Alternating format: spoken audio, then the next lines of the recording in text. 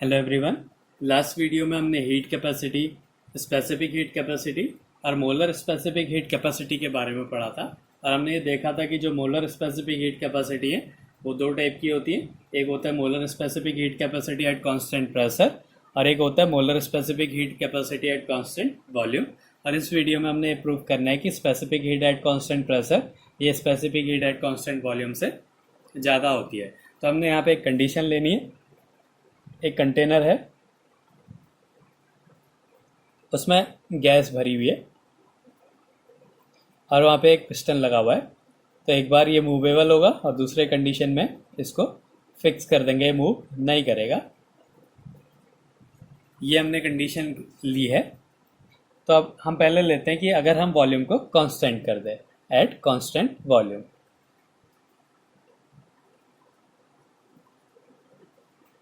तो constant volume पे क्या होता है, अब हमने क्या करा, इस पिस्टन को फिक्स कर दिया और इसको फिक्स करने के बाद हमने इसको heat the.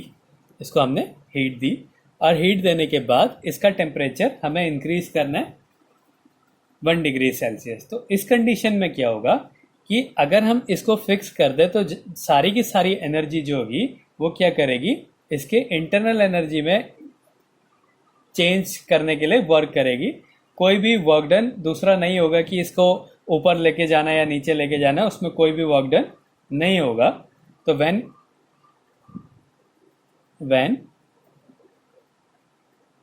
heat is given to a gas at constant volume, it is only used in increasing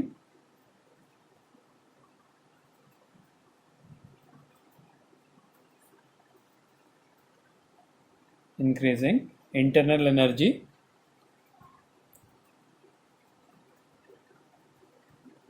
of the gas। तो वो सीधा सारा का सारा जो है उसको टेम्परेचर को इंक्रीज करेगा और जिससे क्या उसकी इंटरनल एनर्जी को में चेंज होता है, उसकी इंटरनल एनर्जी इंक्रीज होगी। तो जितना भी हम उसको एनर्जी दे रहे हैं वो क्या होगी, सारी की सारी उसकी इंटरनल एनर्जी को इंक्रीज करने में वर्क करता है। नो हीट इज स्पेंट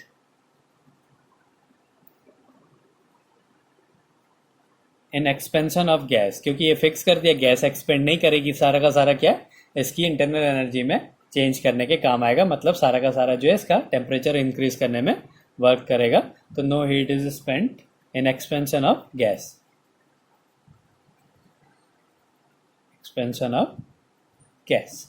ये तो हो गया कांस्टेंट वॉल्यूम। हम किसके लिए ले रहे हैं यहाँ पे, CV के लिए ले रहे हैं। दूसरा हमने कंडीशन लिया एट कांस्टेंट प्रेशर।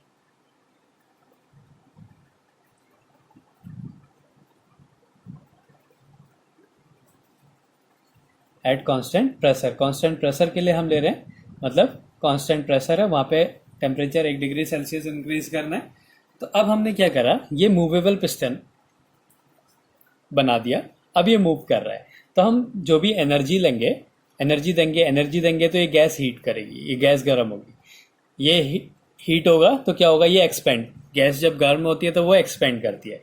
तो पहले वाले केस में तो ये एक्सपेंड नहीं कर रही थी क्योंकि ये फिक्स था, तो सारा का सारा क्या है उसकी इंटरनल एनर्जी में चेंज कर रहा था। लेकिन अब इस केस में क्या होगा, ये गैस फैलेगी, तो ये गैस जब एक्सपेंड करेगी, तो गैस एक्सपेंड करती है तो ठंडी होती है, जब उसको हम हीट देते हैं तो एक्सपेंड करती है, और एक्सपेंड होने के बाद क्या होती है, वो ठंडी होती है। तो इसका जो हम एनर्जी दे रहे हैं, तो उसका जो कुछ पार्ट जो है वो गैस को एक्सपेंड करने पे वर्क करेगा और बाकी का पार्ट जो है उसकी इंटरनल एनर्जी में चेंज करने पे वर्क करेगा। तो when heat is given to a gas at constant pressure,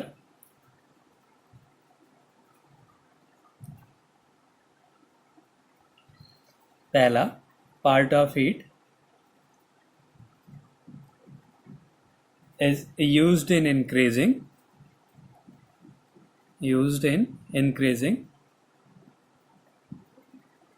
the internal energy।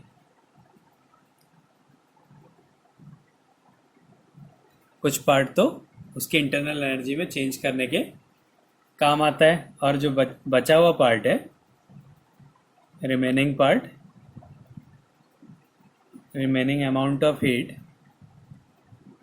is used in doing work। वो गैस को एक्सपेंड करता है in doing work। अब अगर हमने एक टेम्परेचर इंक्रीज करना है तो हमने कब हीट ज़्यादा देनी पड़ेगी? यहाँ पे क्या है, सारा का सारा इंटरनल एनर्जी में चेंज हो रहा है, तो सारा इंटरनल एनर्जी में कन्वर्ट हो रहा है, तो मतलब इसका टेम्परेचर जल्दी इंक्रीज हो जाएगा। यहाँ पे क्या है, कुछ तो इंटरनल एनर्जी में चेंज कर रहा है, लेकिन बाकी का बचा हुआ जो है वर्क डन भी कर रहा है, इसको एक्सपेंड भी कर रहा है। तो इसलिए जो है हमें कांस्टेंट प्रेशर पे जो है ज़्यादा हीट रिक्वायर्ड होगी और कांस्टेंट वॉल्यूम पे कम हीट रिक्वायर्ड होगी।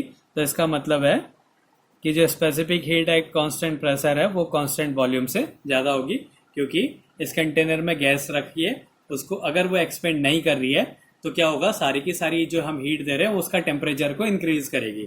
लेकिन अगर वो एक्सपेंड कर रही है तो हमें उसके टेम्परेचर को इंक्रीज कराने के लिए ज़्यादा एनर्जी देनी पड़ेगी, ज़्यादा हीट देनी पड़ेगी। क्यों? क्योंकि वो एक्सपेंड भी कर रही है, और एक्सपेंड करने के कारण क्या होगी, वो ठंडी भी हो जाएगी।